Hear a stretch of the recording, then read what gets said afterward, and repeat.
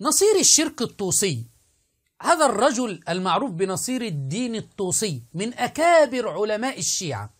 هذا الرجل هو الذي أدخل التتار إلى العراق. هذا الرجل كان عميلا عند هولاكو حتى قربه هولاكو منه وجعله وزيرا. هذا الرجل الذي تسبب في قتل آلاف من المسلمين. أوصى هذا العالم الشيعي في آخر حياته أن يكتب على قبره كلب. نعم، لكن القلب وفي، معروف عنه بالوفاء. أما نصير الشرك الطوسي معروف بالخيانة والغدر. نصير الدين الطوسي من علماء القرن السابع الهجري.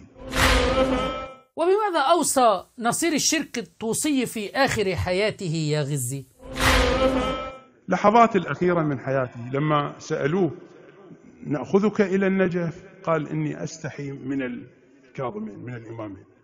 يعني هل هناك عيب في جوارهما حتى أنقل إلى النجف؟ ادفنوني عند البوابة واكتبوا على قبري وكلبهم باسط ذراعيه بالوسط.